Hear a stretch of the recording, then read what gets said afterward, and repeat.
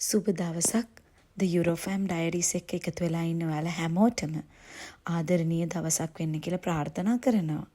ඉතින් ඔන්න අපි කානිවල් එකක් බලන්න ගියා. මේක ඉතින් ලොකු කානිවල් එකක් නන් නෙමෙයි. ඒක අපේ ගමේ තිබ්බ කානිවල් එකක්. පුංචි කානිවල් එකක්.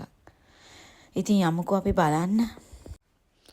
ඔන්න ඉතින් අපි ඇවිදගෙන යනවා. මේ තමයි ඉස්කෝලේ පිට්ටනිය මැද්දෙන් තමයි අපිට යන්න තියෙන්නේ. ඔය කට්ටිය එනවා ඉතින් ඒගොල්ලෝගේ පැණි රස කෑම කකා කෑ ගගහ පොඩි ළමයි විසිල් පිඹ ලංකාවේ වගේ තමයි ඉතින්. ළමයි කොහෙත් එකයි. අපිටත් වඩා උනන්දු තිබ්බේ අපේ පුංචි පුතාට. එයා තමයි ගෙදර ඇවිල්ලා එයාගේ මොන්ඩිසෝරි එකෙන් දුන්නු ටිකට්ස් උත් අරගෙන යන් කියලා කිව්වේ. මෙහිම මේ වගේ දෙයක් තියෙද්දි මොන්ඩිසෝරියෙන් ටිකට්ස් දෙනවා ළමයිට. ඉතින් අපිත් ගියා බලන්න. ඒ කියන්නේ මේ ඉවෙන්ට්ස් වලට දැන් මේ කතුරුංචිලාව යනවා නම් එතකොට ඔය සීසෝ නෙමෙයි මොනවාද මන් දන්නේ නැහැ. ඒ කියන්නේ අර රවුම් කරගෙන ඒ වගේ යනවා නම් ඒගොල්ලන්ට ඒ ඉස්කෝලෙන් ටිකට්ස් දෙනවා. ඉතින් දැන් අපි ගියා. ඕගොල්ලන්ට පේනවා ඇති. ඉතින් ළමයි එක දේවල් අරගෙන එනවා. ඉතින් දැන් ඔහොම යනකොට ලස්සන කඩ තියෙනවා පුංචි කඩ. දැන් මෙයාට අපේ පුතාට ඔක්කොටම වඩා අවශ්‍ය වෙලා තියෙන පැණි රස කෑම සෙල්ලම් බඩු ඕවා තමයි ඉතින්.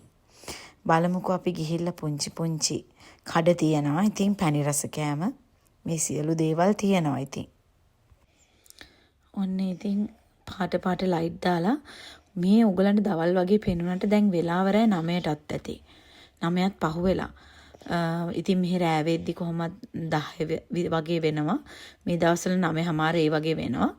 ඉතින් දැන් අපි ගියා මේ රවුම් කැරකෙන එකේ මගේ පුතා ගියා.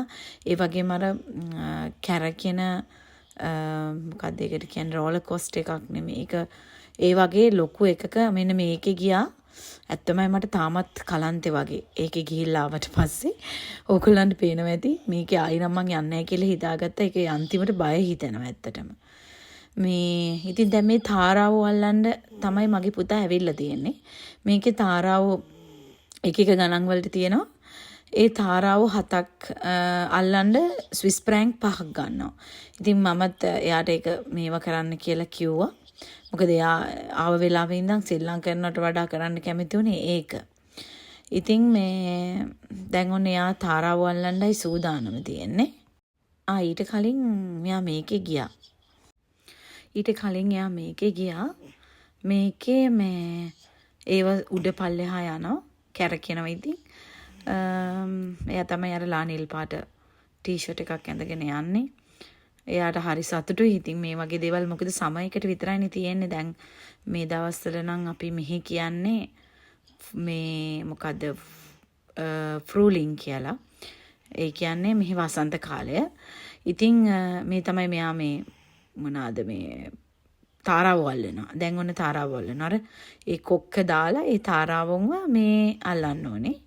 ඉතින් තාරාව 7ක් ඇල්ලුවට පස්සේ එයාට සෙල්ලම් බඩුවක් හම්බ වෙනවා. එයා ඉතින් කරේ මේ තාරාව 7 දෙනා අල්ලලා ඉවර වෙලා එයාට ඕනේ සෙල්ලම් බඩුව ගත්තා. සෙල්ලම් බඩුව කියවට මේ අච්චර දේවල් තියෙද්දි අර චූටි නයි පැටියෙක්ව තමයි ගත්තේ. එයා හරි කැමති ඒ සර්පයන්ට වගේ. ඉතින් ඊට පස්සේ අපි කාරුත් පැදලා මේ එහෙමම අයිස්ක්‍රීම් උත් කාලා ගෙදර එන්න ආවා. ගෙදරේදී කොහොමද 10 පහුවෙලා ඉතින් එහෙම තමයි. ඔයගලන්ට ඉතින් මම පුංචි විස්තරයක් අරගෙන ආවේ. ඔයගොල්ලෝ කැමති නම් මගේ මේ channel එකට කැමති කියලා හිතෙනවා නම් subscribe කරලා like කරලා share කරන්න. මේ තමයි මේත් මගේ ගමේ මං ඉන්න ගමේ එක තැන් අපි යනකොට එනකොට ගත්ත පුංචි පින්තූර.